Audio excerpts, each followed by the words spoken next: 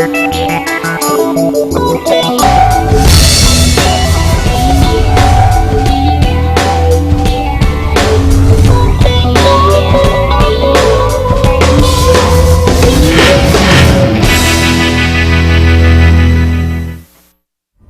tal, amigos? Bienvenidos a una emisión más del programa Ante la Ley, programa que llega a ustedes gracias a la colaboración de la Alianza para la Excelencia Académica, APEA. Mi nombre es Guillermo Tenorio y el día de hoy vamos a tener un programa interesantísimo, pues platicaremos acerca del derecho aeronáutico. Y para hablar de ello tenemos a un auténtico especialista en la materia. Él es el doctor Rodrigo Soto Morales, quien es especialista en derecho aeronáutico y socio del despacho Soto Rizzoli Abogados. Además, profesor universitario de distintas universidades de México, incluida la Universidad Panamericana, y ha dado conferencias en otras universidades. Doctor, sea usted bienvenido a su programa. Muchas gracias, Guillermo, te agradezco la invitación y es un gusto poder estar aquí con ustedes. Y yo creo, como se podrán imaginar, que este tema nos da para hablar largo y tendido. Así que les propongo que de inmediato iniciemos el diálogo ante la ley. Primera pregunta obligada, doctor, ¿qué es esto del derecho aeronáutico? Efectivamente, curiosamente, si lo pensamos, los abogados solemos decir que primero está el fenómeno en la realidad y luego ya llega el derecho a regularlo, a darle norma frente al resto de la sociedad. Curiosamente, con el derecho aeronáutico ha pasado al revés. El sueño y esa aspiración antigua del hombre de volar, de imitar a las aves y de poder surcar el espacio aéreo, pues se presenta con los primeros intentos allá en Francia con los hermanos Montgolfier, ¿no? Con los globos aerostáticos, sí, como ahora se conocen, desde épocas renacentistas. Pues sabemos que el mismo Leonardo había hecho sus intentos por volar, y son primero los intentos por volar, son incluso primero los intentos por llegar a la luna, ya en derecho espacial, y ya después viene la posibilidad de decir, bueno, entonces vamos a regular. Pues en el derecho aeronáutico, ante los primeros intentos salen las regulaciones en París, y entonces se dice, a ver, para evitar daños vamos a prever este tipo de normativas, y se empieza a desarrollar con los primeros intentos, aun cuando las primeras aeronaves todavía no se sostienen por largo tiempo en el aire. ¿Qué es? Pues es un conjunto de normas y principios que tienen dos pilares muy fuertes. El primero, pues, es la seguridad, ¿no? Precisamente se trata de regular operaciones en el aire que resulten seguras, tanto para quienes las realizan como para quienes las contemplan o están por debajo, ¿no?, de las aeronaves que pasan por el cielo. Y luego la internacionalidad. Hoy en día es imposible hablar de derecho aeronáutico sin un espectro internacional, porque por la misma actividad, el mismo fenómeno de surcar el aire, es súper frecuente salir del espacio aéreo propio y pasar a un espacio aéreo ajeno. Entonces, ¿esto qué requiere? Instituciones, relaciones y principios jurídicos que regulen esas relaciones con las personas, los operadores y las instituciones que controlan esta actividad internacional y de seguridad. Esto evidentemente es de inicio un desafío, por supuesto, al tema de la soberanía, porque la naturaleza, como usted lo mencionaba, de la actividad, pues supone inmediatamente la posibilidad no solamente de ser regulado nacionalmente, sino todo parece indicar que la construcción es fundamentalmente internacional, ¿no? Correcto. De hecho, podríamos decir que es uno de los sistemas de derecho internacional público que verdaderamente funcionan, ¿no? Gracias también al impulso de los intereses privados, de las empresas aeronáuticas, pero también de los gobiernos, porque, como bien ha señalado, el espacio aéreo se reconoce como una propiedad soberana y exclusiva de cada estado. Entonces, por la naturaleza de la actividad es necesario entrar ya en esas pláticas, y funciona. La Organización Civil de la Aviación Internacional, la OASI, o ICAO, como se dice en inglés, según sus iniciales, pues es un aparato que funciona, y funciona bien, y donde los gobiernos han logrado acordar regulaciones y disposiciones que realmente se aplican muchas veces al día, todos los días, en todo el mundo, ¿no? Entonces, aquí los estados nacionales lo que hacen es seguir al derecho internacional. O sea, primero viene la norma internacional y luego el estado adopta. No necesariamente. Como sabes, en derecho internacional público, uno de los principios claves es la autodeterminación, ¿no? Y el principio de no intervención. Entonces, al ser el espacio aéreo, y así lo reconoce también la comunidad internacional, un aspecto soberano y exclusivo de cada país, pues cada país puede poner sus normas como principio. Pero ¿qué tan efectivas podrían ser sus relaciones en la industria aeronáutica si no se abren al exterior? Sí, entonces ahí ya se impone la necesidad de entrar a la regulación internacional y suscribir tratados, primero bilaterales, luego multilaterales, como es el caso del Tratado de Chicago, ¿no? El Convenio de Chicago de 1944, que es, digamos, la columna vertebral del orden jurídico aeronáutico internacional. Ahora, esta disciplina del derecho aeronáutico, ahora que estaba yo preparando la entrevista, siempre trato de pensar en qué área del derecho la podemos vincular más, y resulta que la podemos vincular al menos con 6 áreas del derecho, ¿no? Porque hay temas penales, hay temas laborales, derecho internacional. Es correcto. ¿Dónde lo ubicamos? Pues lo coincido contigo en ese enfoque. El derecho aeronáutico es una especie de corolario jurídico. Ya. Derivada principalmente de una ilusión humana, sí, que es el volar, pero que inmediatamente se transforma también en 2 cosas. El interés de defensa militar, por la posibilidad que tienen, claro, las aeronaves de colaborar a la defensa del territorio nacional, y luego el derecho mercantil, por el transporte de carga, personas y correo, que hace el intercambio mercantil entre naciones mucho más ágil y dinámico. Entonces son esos 2 aspectos que podríamos decir, bueno, pues tenemos derecho administrativo y derecho mercantil, dicho, claro, simplistamente, claro, que el derecho mercantil no es otra cosa más que derecho privado. Claro. Pero efectivamente he discutido con muchos colegas el tema, y hasta ahorita hemos llegado al único acuerdo que el derecho aeronáutico, más que una disciplina autónoma, dicen unos, es una especialidad, donde incurren varias. Yo no estoy de acuerdo.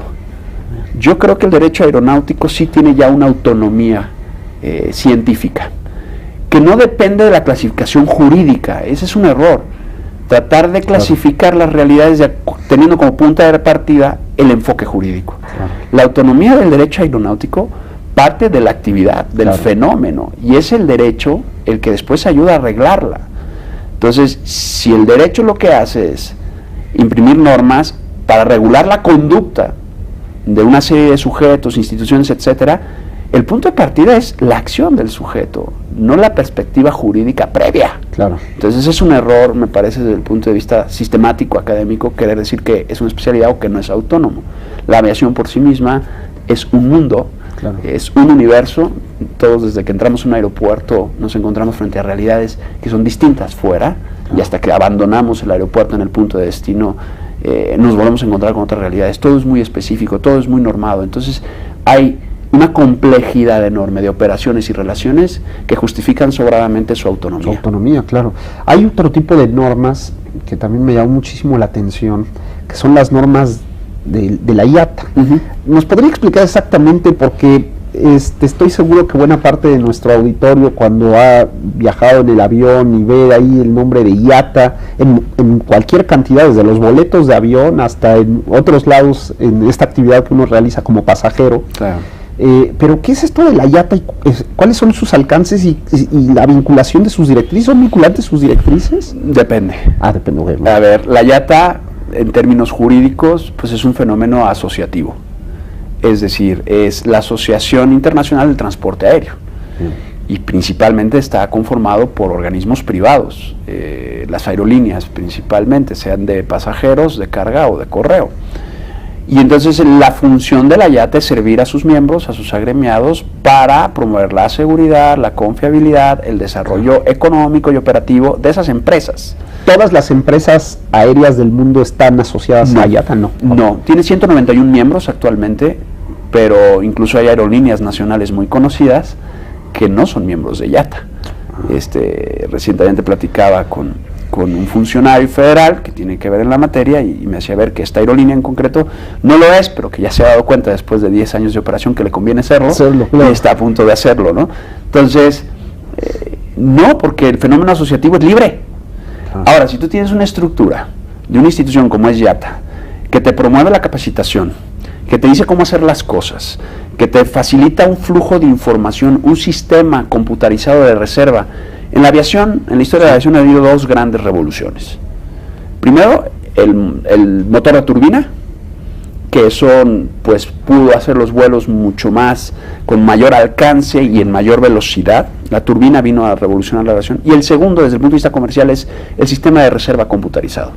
Y IATA pues es la mejor institución que conoce, la que desarrolla el software, la que lo pone a disposición de los miembros, y gracias a ese sistema de reserva computarizado se pudo lanzar los acuerdos interlineales, es decir, los códigos de derecho compartido, de venta de boletos, que de otra manera no serían posible. Y pues entonces, si todos suman en un interés para desarrollar nuevas plataformas que ayuden a la industria, no obstante que están en competencia, es una competencia arreglada, segura, y que asegura que el mercado no se agote. Claro, no, desde luego. Por el tipo de actividad que hay. Entonces, claro que hay interés de todo el mundo, pero es privada. Sus directrices obligan, en primer modo de naturaleza contractual, a sus miembros. Claro. Pero también hay directrices que no son obligatorias. Hay circulares IATA que, digamos, dentro de sus miembros tienen algo parecido a lo que es soft law, una sugerencia para poder hacer sus políticas y normativas. Y luego hay que decirlo, IATA es un factor de cabildeo muy fuerte ante los organismos internacionales y ante los gobiernos estatales. Es decir, como saben mucho de la materia y tienen expertos de los distintos ámbitos operacionales de la aviación, pues pueden hacer mucha ayuda y mucha presión para efectos de la OASI, para efectos del gobierno mexicano, etcétera, ¿no? IATA y OASI tienen colaboración. ¿OASI exactamente qué hace? OASI es un organismo hoy en día de Naciones Unidas. Es organización... dice, si lo decimos en inglés, es Organización de la Aviación Civil Internacional. Es curioso, el internacional viene hasta el final. Habitualmente dirías Organización Internacional de la Aviación Civil, ¿no? Pero se ha acuñado así el término. Y trabaja con IATA, o sea, no. Han hecho proyectos juntos. Ahorita, por ejemplo, por decir uno que se me viene inmediatamente a la cabeza, ofrecen a los jóvenes profesionales de la aviación prácticas durante un año entre los dos. Entonces te puedes ir a Montreal. Montreal, Canadá, es la ciudad que es sede de la OASI. IATA tiene sede en Montreal, Canadá, tiene por una ley del Parlamento canadiense en 1945 personalidad jurídica en Canadá y además tiene una sede alterna en Ginebra, donde según sus organismos de operación se dividen, algunos asuntos los resuelve en Ginebra, otros en Montreal, y luego tiene representaciones en los distintos países. La OASI igual, pero la OASI funciona como un organismo de Naciones Unidas y es un organismo de derecho internacional público. La IATA es de ámbito privado. Claro. Ahora, IATA sanciona y OASI imagino que también sanciona. No, OASI claro que sanciona, también como todo organismo y como todo organismo fruto de tratados bilaterales o multilaterales, mejor dicho, perdón, pues los estados pueden poner reservas. Entonces, y obligarse en ciertos puntos o en ciertos no, es distinto a la Carta de San Francisco, porque la actividad de la aviación, volvemos a lo mismo, el espacio aéreo es soberano y exclusivo, y son distintas las materias de materia económica, salud, alimenticias, como otros organismos que existen. Entonces, cada estado también puede imponer sus reservas o no ratificar o quedarse a media aprobación con el depósito de instrumentos, etcétera. Y la IATA, claro que puede sancionar a sus miembros, como cualquier club, como cualquier asociación, donde tienes ya suscrito un código de conducta o un código de procedimiento. Si no lo cumples, pues te puede hacer sanciones comerciales cara a tus derechos como miembro. Pero no son sanciones de orden público. Doctor, le propongo que vayamos a un pequeño corte. Adelante. Y regresando, porque yo estoy seguro que mucha de la gente que nos está siguiendo en este momento estará preguntándose si hablaremos del tema de derechos de los consumidores en el tema de aviación. Sí, por supuesto que lo tengo preparado, pero lo quiero dejar para el siguiente bloque. Correcto. No se vayan, estamos platicando un tema interesantísimo, muy novedoso, de un tema que poco se habla y de una materia que poco se habla, pero que es totalmente relevante, con un auténtico especialista en la materia. Él es el doctor Rodrigo Soto, quien es socio del despacho Soto Resolve y profesor de distintas universidades de México. Volvemos en un minuto.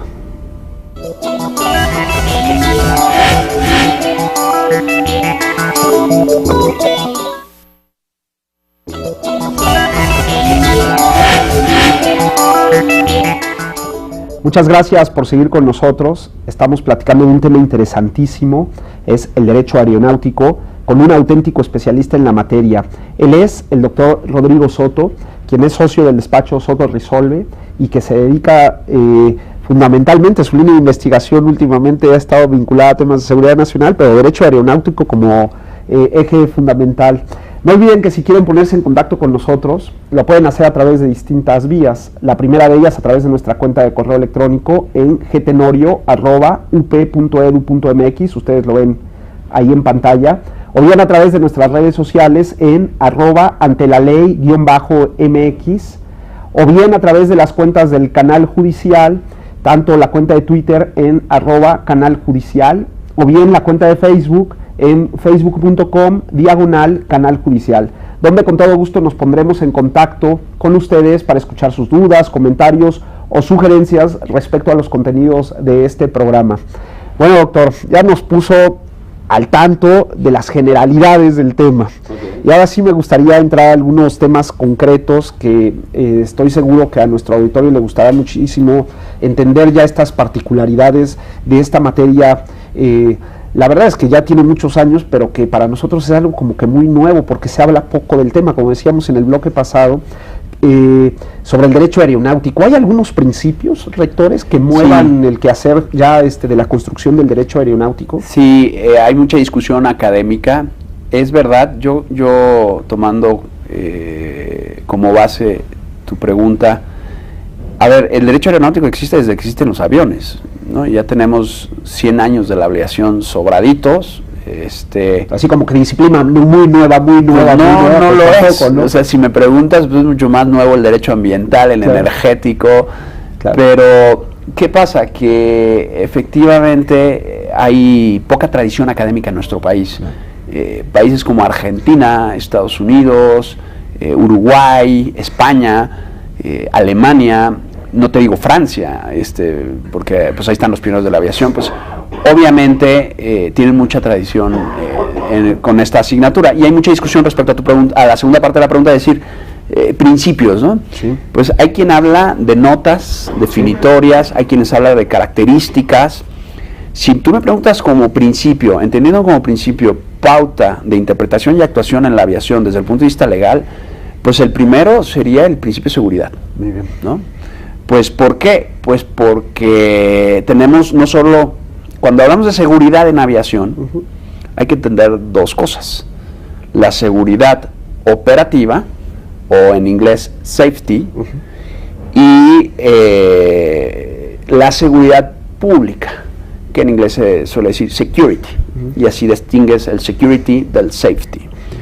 Y las dos son muy importantes. La operativa tiene que ver con todo lo que es la operación y funcionamiento de la infraestructura aeroportuaria, y obviamente también, sobre todo operaciones en tierra, y la operación aeronáutica como tal. Y el security, pues ha quedado muy claro su importancia a raíz de los atentados del 11 de septiembre del 2001, porque ese día la aviación cambió para toda la vida. Cuando una aeronave, que hay que decirlo, las aeronaves grandes que se usan por las aerolíneas comerciales reciben un gran empuje después de la Segunda Guerra Mundial, con el montón de bombarderos que quedaron sin usar, por ejemplo en Estados Unidos, y se les pone asientos, y así empieza realmente la competencia de aerolíneas en ese país, que después se extiende al resto del mundo. No es que antes no las hubiera, pero digamos que el empuje global como tal empieza ahí, en la época de posguerra, y en el 11 de septiembre se vuelve a poner a la aeronave civil, ojo, ya hablaremos de los distintos tipos de aeronaves, pero también como una posible arma a través del terrorismo. Entonces el security o la seguridad pública retoma mucha fuerza. Ahora con el ébola, vamos al aeropuerto, ayer yo estaba ahí y pues está lleno de carteles previniendo a los pasajeros. Entonces todo ese tipo de medidas y todos los controles que hay para acceder, y que a veces el pasajero es muy incómodo para él, ¿no? El arco de seguridad, las revisiones, hasta quitarse los zapatos, el escáner corporal, todo eso. Pero yo creo que desde el 11 de septiembre todos tenemos claro que no son ociosas esas medidas y son necesarias. Otro principio es básico, podemos decir, son prácticamente dos principios desde mi punto de vista, es la responsabilidad. ¿Por qué? Responsabilidad es distinto a seguridad. Seguridad es el que de alguna manera pasiva, frente a la autoridad aeronáutica, tiene la tranquilidad que no le va a pasar nada ni a su integridad corporal ni a sus bienes, sea estando en una aeronave, o sea, en un área donde una aeronave está, claro, sea volando o sea operando. Y la responsabilidad es esa capacidad de respuesta ante los daños o amenazas que pueda hacer uno frente a terceros por operar en ámbito aeronáutico. Seas un piloto de capitán de aeronave, como se dice en la legislación internacional, piloto al mando, seas un operador de handling en tierra, que das asistencia a operaciones en tierra, seas un controlador aéreo, un despachador en torre, en fin, todas esas personas, por el desempeño de su actividad, que ayudan a las operaciones, también tienen una serie de responsabilidades, y por eso tiene que ser personal técnico aeronáutico, se dice, altamente capacitado para su función en específico, ¿no? Para mí esos serían los dos principios jurídicos de la actividad aeronáutica. Tenemos que el derecho aeronáutico por carácter pues es internacional, es político, o sea, autónoma, pero etcétera, prácticamente, ¿no? Toda la construcción jurídica tendrá que atender a estos principios. A esos dos ejes, son nuestras coordenadas, es mi opinión, porque por más que queramos hacer enfoques específicos, todo parte de aquí, de la seguridad y la responsabilidad. Cobra sentido, porque claro, cada vez que nosotros vamos al aeropuerto vemos unas medidas de seguridad que para mucha gente dice pues son exageradas, pero claro, orientados por un principio de seguridad, cobran todo sentido en todo el manejo de mercancías y de personas que se hace ahí, ¿no? Es una actividad súper compleja, la gente no ve todo lo que hay detrás. Un pasajero, desde que saca su boleto, incluso por internet, se sube al avión, pide unos cacahuates, se baja y recoge su maleta y toma el taxi para irse a donde vaya, no se da cuenta la cantidad de gente que interviene, la cantidad de normas que hay detrás de eso sea tan sencillo, ¿no? Sí, para el pasajero, pues su mayor molestia es eso, el arco de seguridad, la sala de espera y tener que hacer cola para tomar asiento ya dentro de la aeronave. Pero es que es tan compleja la actividad. Recientemente estuve también de visita en el aeropuerto, con las debidas permisos y acreditaciones, y pude seguir todo el seguimiento de seguridad de las maletas. Es que es muy complejo, cómo tienen que, respetando la privacidad del pasajero, pues discernir si traes explosivos, drogas o objetos peligrosos. Claro. Por eso nos dan tantas indicaciones, y aún así los pasajeros, pues a veces no las cumplimos, ¿no? Sí, claro. ¿Qué es el espacio aéreo exactamente? Eso es una pregunta obligada también. Sí, yo creo que es uno de los temas más discutidos hoy en la doctrina internacional. ¿Por qué? Porque la actividad aeronáutica ha dado un salto que ya ha dejado de ser aeronáutica y es espacial. Claro. Me refiero a ámbito privado. Antes pensábamos que la actividad espacial era solo para el ámbito público de los gobiernos, que eran los únicos que tenían la capacidad financiera y operativa para operaciones espaciales. Pero ahora, con la guerra de telecomunicaciones, con las compañías privadas que se dedican a defensa y telecomunicaciones, pues ya te están poniendo satélites, aeronaves privadas, ¿no? Sí, claro. Y las infraestructuras para lanzamientos espaciales ya son también propiedad de privados, y sabemos que hay una compañía en los Estados Unidos que está ofertando ya vuelos suborbitales, ¿no? Para fomentar el turismo espacial. Entonces, ¿por qué empiezo por esa discusión? Porque hay que distinguir espacio ultraterrestre ya de espacio aéreo. Sin embargo, no hay unanimidad entre los expertos y hay discusión. Habitualmente se dice que el espacio aéreo llega a los 100 kilómetros de altitud con respecto al nivel medio del mar, donde ya un cuerpo todavía sigue anclado a la acción de gravedad normal de la Tierra. Un satélite no es eso, porque un satélite ya no está sujeto a la actividad normal de gravedad de la Tierra, sino que entra en órbita. Entonces, ahí hay un científico austriaco que pues más o menos justificó, es decir, ya el peso por sí mismo de la aeronave no le da para ser sustraído de la actividad normal de la Tierra, y eso lo llamaron la zona en honor a este científico, la zona de von Karman. Entonces, la zona de von Karman, ¿qué es? Pues alrededor de los 100 kilómetros de altitud con respecto al nivel medio del mar, donde ya los cuerpos no se sostienen con la gravitación habitual, sino que pueden entrar en órbita, pues eso empieza ahí el espacio ultraterrestre. Pero ahí no acaban los problemas. Eso si el espacio aéreo fuera una proyección lineal respecto al territorio. Pero ¿qué pasa? Que la Tierra es redonda. Entonces, si tú proyectas el espacio aéreo, resulta que es prismático o cónico. Es decir, tú agarras la figura perimetral de un estado y lo proyectas conforme a la naturaleza redonda, se va abriendo cónicamente.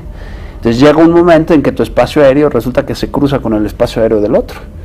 Y por eso esta discusión pues es muy fina y al mismo tiempo muy importante cara a la carrera espacial en la que estamos ya otra vez inmersos, claro, porque ya todos lanzamos cosas al espacio, hay basura espacial, y es ahí donde hablar de derecho aeronáutico a veces nos puede llevar a hablar de otra disciplina que es el derecho espacial, claro, pero que ya por sus fenómenos específicos tiene también su objeto específico y es distinta al derecho aeronáutico. Hay quienes hablan de derecho aeroespacial. Aquí en el espacio aéreo es donde se fijan las rutas. Exacto. Donde se fijan las rutas. Eso también ha ayudado muchísimo al porcentaje de accidentes que hay. De hecho, es mínimo respecto a otros medios de transporte. Sí, es increíble. Tú agarras las cartas de navegación, se llaman esas cartas o planos, mapas aéreos, por decirlo de alguna forma, que los pilotos tienen y llevan en cabina para conocer su ruta. Son verdaderas carreteras o autopistas definidas, indubitables, donde tanto la altitud como las coordenadas están fijas de tal manera que son trayectos o carriles donde las aeronaves, de acuerdo a su velocidad de despegue y llegar a velocidad crucero y sus aproximaciones, tienen clarísimo cuándo tienen que subir, cuánto tienen que bajar, cuánto se pueden hacer a la derecha o a la izquierda, incluso las prelaciones de paso de una aeronave a otra, ¿no? Entonces es muy interesante.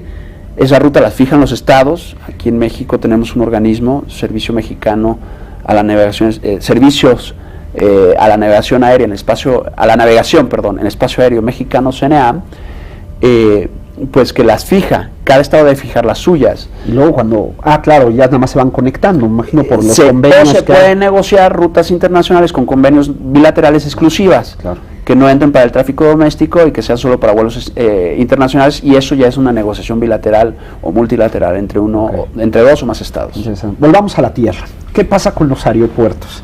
Ese es un tema interesante porque, a ver, escuchamos que hay aeropuertos, ahora con el tema del nuevo aeropuerto, pues que el Estado activamente participa, me imagino con estándares internacionales, en fin, todo esto, pero también hay estas que llamamos pistas privadas. Uh-huh. ¿Se puede? Sí se puede, por supuesto.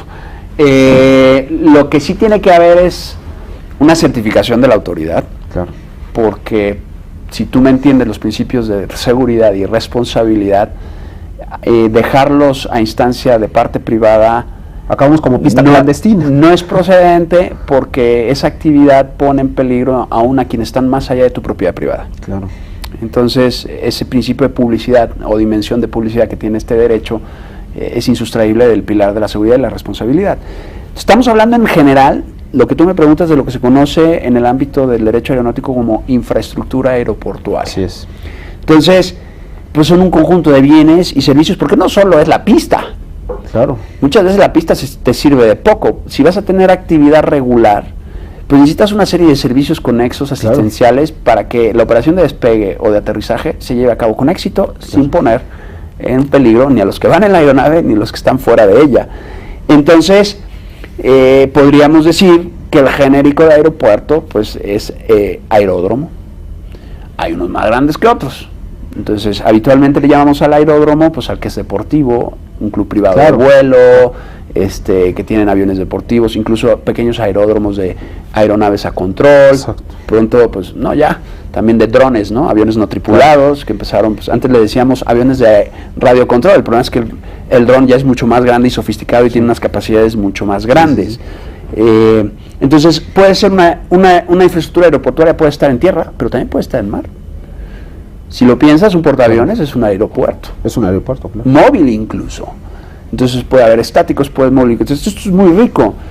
¿Qué operaciones se hacen en un aeródromo? Aterrizaje, despegue, recepción y despacho de pasajeros, cargo correo, servicios de carga de combustible, etcétera, etcétera, ¿no? Entonces tenemos aeropuertos dentro de los aeródromos y tenemos aeródromos de servicio general. Claro.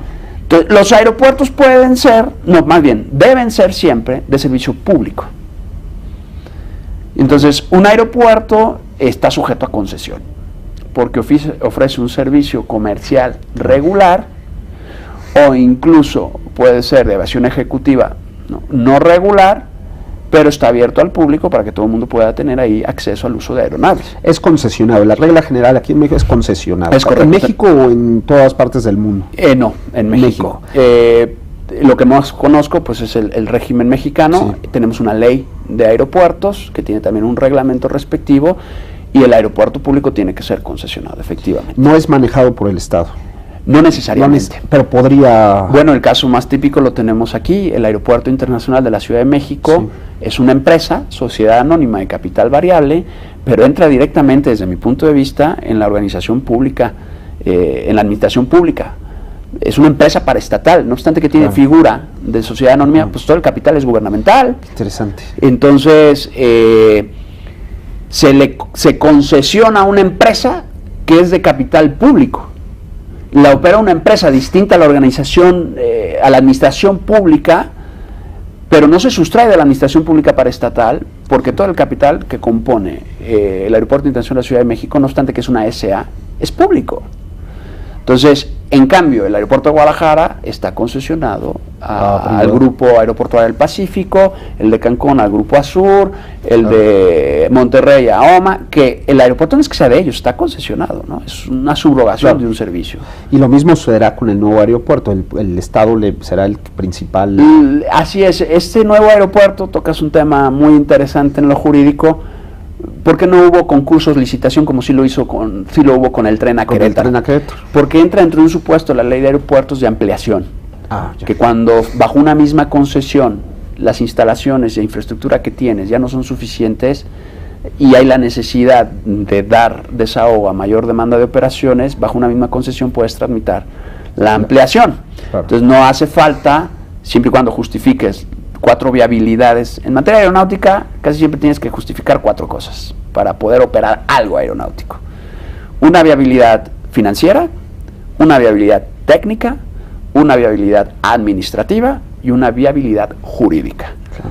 Si te faltan una de esas 4, tu proyecto frente a la autoridad aeronáutica se está tambaleando, ¿no? Entonces, entonces los aeropuertos, aeródromos de servicio general, pues ya se pueden destinar también para aviación ejecutiva, deportiva y tal, pero el aeropuerto siempre es abierto al público y hace un servicio público. ¿Y en estos aeropuertos llegan aeronaves privadas y públicas? Sí, en el caso de la Ciudad de México, por disposición de la Secretaría de Comunicaciones y Transporte, todo lo que es aviación privada ejecutiva se ha desviado al aeropuerto de Toluca, y aquí solo se le da al servicio privado de aviación comercial regular, se dice, es decir, aerolíneas. ¿Es distinta o sea, por ejemplo, en el caso, tenemos las aerolíneas comerciales grandes, luego tenemos aviación privada, yo tengo mi avión, bueno, que no lo tengo, pero suponiendo, lo tengo. Sí, es distinto, es un régimen distinto. Y luego hay las públicas, por ejemplo, el avión del presidente, o el avión de la Sedena, o el avión de la Procuraduría General de la República, ¿es distinto? ¿Se maneja es correcto, es muy distinto.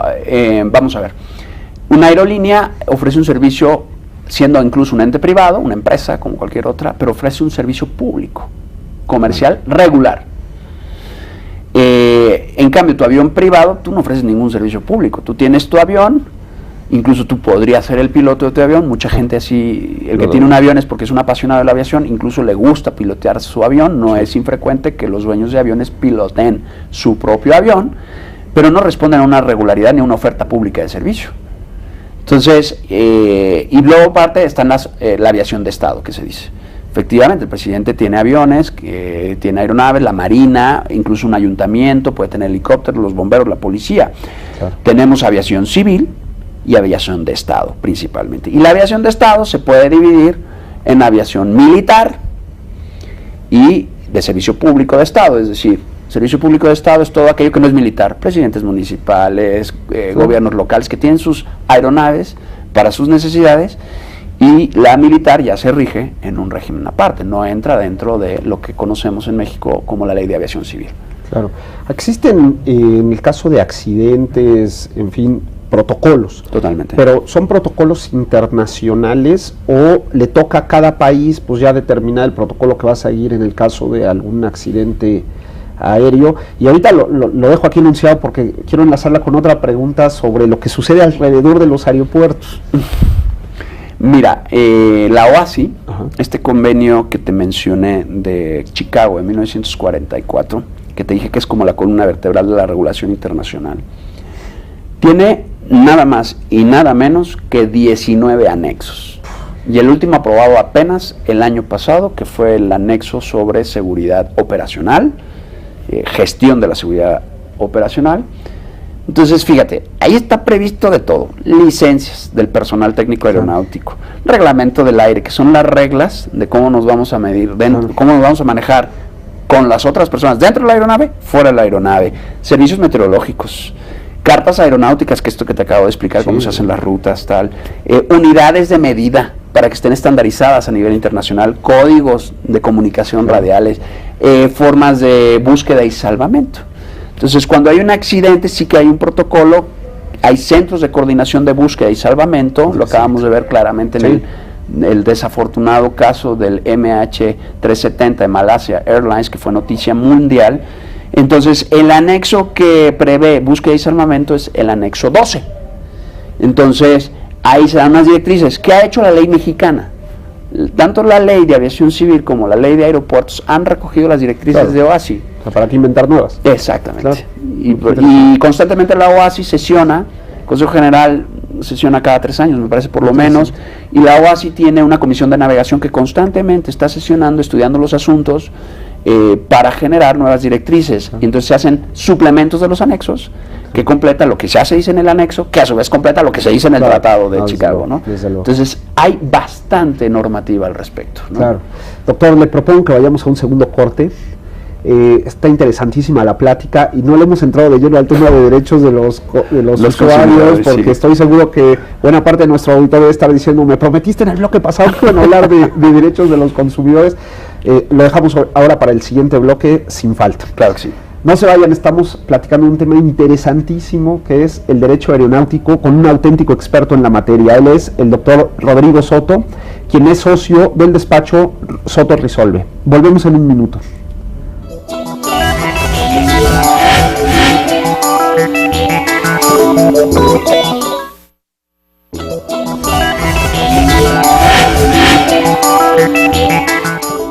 Muchas gracias por seguir con nosotros. Estamos platicando un tema muy interesante que es el derecho aeronáutico y nos acompaña en el estudio un auténtico experto en la materia. Él es el doctor Rodrigo Soto, quien es socio del despacho Soto Resolve y quien nos está dando una verdadera cátedra en la materia. Doctor, a ver, tenemos el aeropuerto. Y entonces, suponiendo que yo tengo mi predio alrededor del aeropuerto, como sucede en la Ciudad de México, pues tampoco es que un día se me ocurra vender mi terreno y construir un edificio de 7 pisos, ¿no? Claro. ¿Hay también regulación para todo lo que está alrededor del aeropuerto? Así es.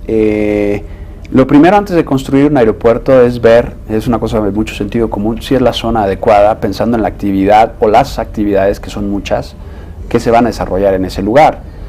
El caso de la Ciudad de México es muy atípico porque aquí nos comió el desarrollo urbano poblacional y estudiar un nuevo lugar que se ha hecho y se ha hecho a conciencia, la verdad, por parte de las autoridades, no deja más que ponerlo en el menos inconveniente de los lugares, ¿no? El proyecto que se anunció es un proyecto muy completo. A mí en lo personal me gustó mucho el diseño, pero con grandes complejidades desde el punto de vista de la hidrología del terreno. Entonces, y luego habría que ver la situación jurídica de los terrenos adyacentes, ¿no? Por el tema del desarrollo adecuado de las 6 pistas que son el proyecto final, aunque empecemos a operar con 3, pero aun cuando tengamos 6 pistas, pues se van a operar en pares, no simultáneamente, porque por la seguridad también de las calles de rodaje y otras operaciones que se tienen que hacer. Pero al grano, es decir, sí hay restricción, hay zonas prohibidas para volar, y incluso cuando se construye, una de las cosas que nosotros hacemos en la oficina es facilitar a los clientes los estudios de trayectorias que se hacen por peritos aeronáuticos certificados ante la Dirección General de Aeronáutica Civil y que pueden hacer una propuesta para someter a la autorización de la autoridad, que es la que tiene la última palabra sobre la viabilidad o no viabilidad de la construcción de un proyecto cara a las rutas aéreas existentes. Insisto, la Ciudad de México se sale de todo molde. Por las condiciones que ya tiene, y entonces hay quienes vivimos en el sur de la Ciudad de México y estamos muy molestos por el ruido que cada 5 o 10 minutos hacen los aviones al pasar o despegar sobre todo al aterrizar, en este caso por la aproximación, no al despegue. Entonces, es un tema a estudiar. Hay zonas prohibidas por distintos motivos, por remolinos de viento, porque está cerca una base militar, porque puede haber parques de diversiones o lugares de alta concentración de población, que es desaconsejable que pasen aviones por ahí por cualquier incidente.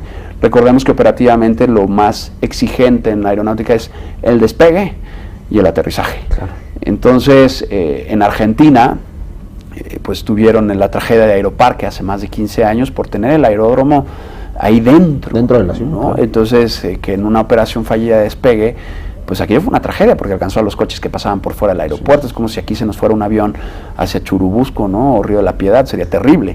Entonces, gracias a Dios, la tecnología existente me lleva a decir que si hay un medio de transporte seguro hoy en día es el avión. Claro. Es mucho más seguro que el auto, que el barco o que el ferrocarril. Estadísticamente basta, pero basta que haya un incidente serio para que la fatalidad tenga un grado muy alto. Entonces, sí hay zonas prohibidas, se dice espacio aéreo restringido, y son por múltiples sesiones. Puede hacer instalaciones estratégicas como una presa, una hidroeléctrica, una planta nuclear, o incluso cuestiones naturales. Aquí tenemos una restringida, me parece, de más de 10 millas en torno al cráter del Popocatépetl, por las erupciones. Vimos lo que hizo la erupción de un volcán en Finlandia justo hace un año, devastador, que paró el tráfico aéreo europeo de una manera espectacular y se pierde mucho dinero. Entonces, también puede haber zonas restringidas por motivos meteorológicos, etcétera, ¿no? Claro. Inevitable, llega al tema del derecho de los usuarios. Claro, hablamos de responsabilidad y seguridad como dos principios motores. Claro. Y esto también se lleva al usuario de los servicios aéreos. Desde cómo nos comportamos en las aeronaves o en los aeropuertos, tal parece que entramos a un régimen militar cada vez que nos subimos a un avión, hasta los derechos que tenemos. Entiendo que estos principios llegan también ahí, ¿verdad? Es correcto. Desde que nace la aviación comercial, con el convenio de Varsovia en el 29, que después evoluciona a todo lo que se conoce jurídicamente como sistema.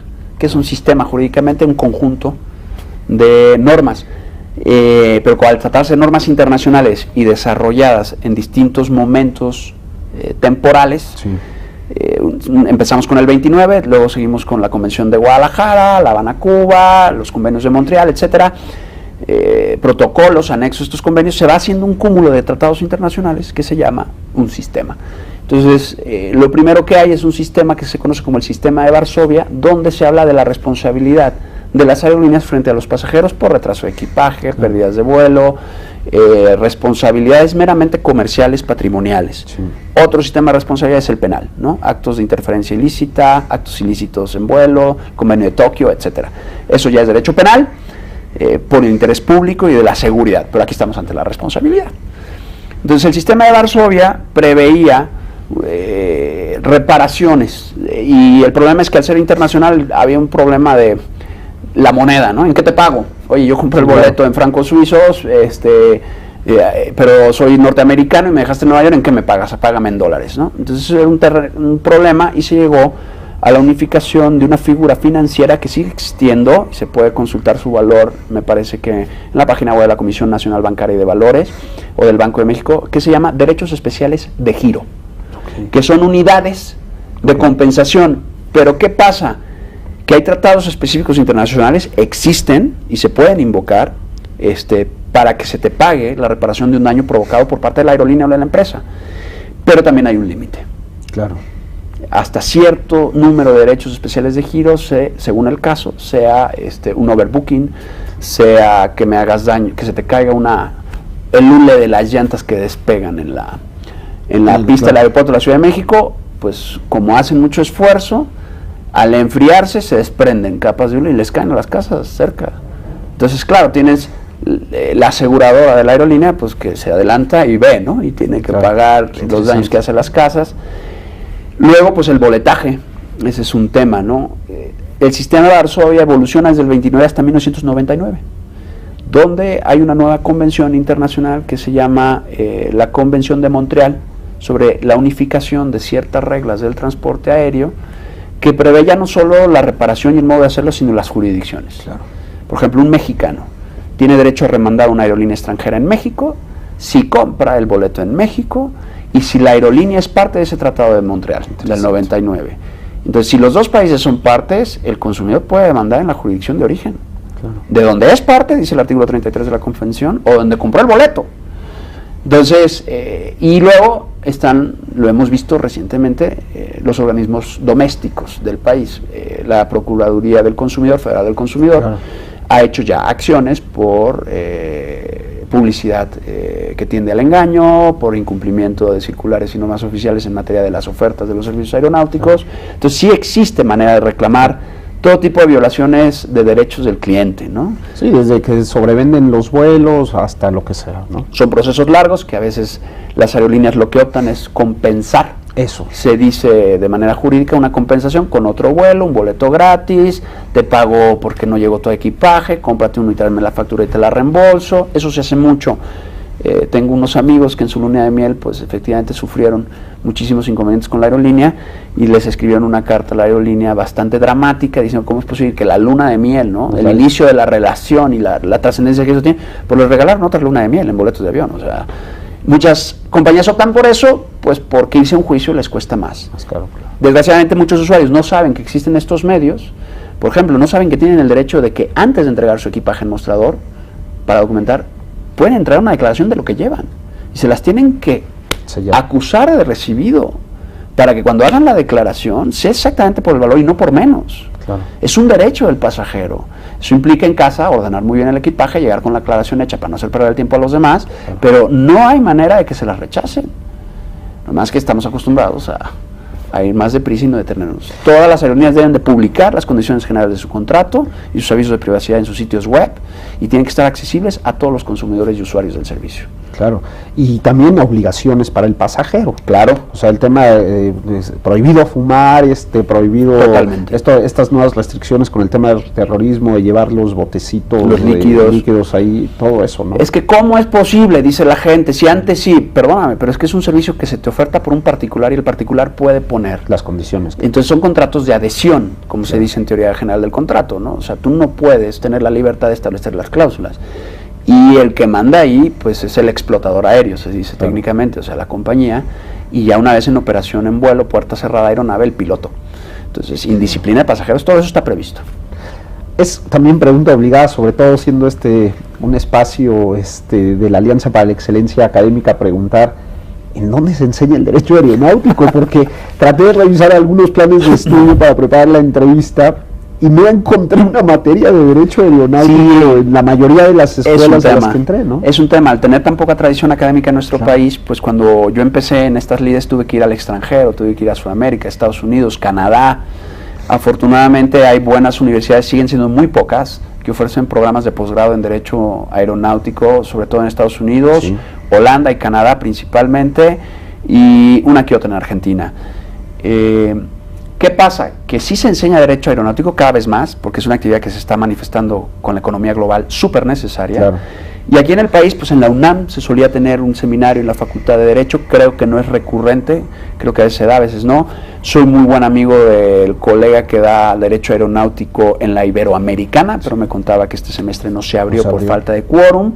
Sé que en el ITAM ofrecen algún diplomado o alguna aproximación más desde el punto de vista corporativo sobre la industria, muy útil y muy necesario por esto de las vialidades. Y en la UP, pues tengo el agrado de poder decir que ya repetimos por segunda ocasión el seminario de Derecho Aeronáutico con alumnos de 10º semestre con una asistencia altísima. Tuvimos casi 50 alumnos el semestre pasado. Eso es impresionante, quiere decir que a los chicos sí les interesa el tema, ¿no? Sí, creo que estamos de moda un poquito, y me avisaban los directores de la facultad que se repite con un número aproximado igual este año, y luego acabamos de concretar con la Facultad de Derecho y con la IATA, precisamente gracias a las relaciones que pues por mi desempeño profesional se han podido hacer, concretar que se impartan los cursos de Law and Regulations, o sea, todo lo que es normatividad y regulación para abogados y también para no abogados de la IATA en materia de aseguramiento, compra, arrendamiento, carga aérea y contratos de aerolíneas en la Universidad Panamericana, y empezamos ahora a finales de diciembre y seguiremos todo 2015. Todo 2015. ¿Y son abiertos al público? Totalmente. O sea, cualquiera podría inscribirse a estos Sí, directamente con la IATA, a través de la página web de la IATA. Claro. Se puede uno inscribir, busca ahí los cursos en México, cada clase tiene un código, accede a la página web, en todo lo que es training, en inglés. Sí. Los cursos que tendremos, la mayoría serán en español, pero tendremos uno porque el instructor solo habla inglés, que será en inglés, los demás serán en español. en el campus de Santa Fe, ahí estaremos. ¿Cuál es el campo de trabajo? O sea, las aerolíneas, alguien que se dedica a derecho aeronáutico, consultoría, todo. Donde haya un avión o un aeropuerto hay trabajo. Claro, es decir, interesante. Todos somos consumidores del servicio aéreo prácticamente. Antes volar era solo para unos cuantos elegidos, tenía un glamour espectacular. Eso también a veces me lleva a reclamar a las aerolíneas que por perseguir ganancias bajan mucho la calidad de la atención Hay aerolíneas que ya no llaman pasajero, le llaman cliente. Claro. Y pues se cargan el romanticismo típico de volar, ¿no? Claro. Pero es amplísimo el campo, porque ya la aviación ya no solo es una actividad comercial a gran escala, sino ahora con los drones se está discutiendo muchísimo, que hay drones tanto para aspecto de defensa y seguridad, como para actividades tan básicas como fumigar o vigilar un rebaño de ovejas. Sí, es correcto. Entonces, todo lo que se mueva por el aire, ¿no? Hay campo de trabajo. Hay campo de trabajo jurídico en esa disciplina, y pues la tecnología nos está llevando a eso, y además si a eso le sumas toda la actividad mercantil propia y toda la actividad tecnológica propia, pues es que ahí te vas perdiendo en un universo de posibilidades, ¿no? Esto es verdad, sobre todo de cara a que mucha gente que nos ve es estudiante universitario y que estará pensándose como una opción de vida totalmente laboral. Y si no encuentras trabajo aquí, lo encuentras en Sudamérica, y si no en Centroamérica, porque como las normas son internacionales y el estándar es internacional, si sabes de esto, te puedes mover prácticamente por todo el mundo. Por todo el mundo, exactamente. Claro. Doctor, le agradecemos mucho que nos haya acompañado. Desafortunadamente el tiempo se nos ha acabado. Podríamos quedarnos platicando muchas horas, nada más con cualquiera de los temas que hemos trabajado, pero eso nos ayuda porque así dejamos la puerta abierta para que nos venga luego a explicar algunos otros pormenores que quedaron pendientes en la lista de preguntas. Claro que sí. Le agradecemos sobre todo la claridad y la facilidad con la que nos ha explicado un tema que puede ser muy complejo. Y a ustedes les agradecemos mucho que nos hayan acompañado en una emisión más del programa Ante la Ley. Nos veremos pronto. Gracias. Muchas gracias.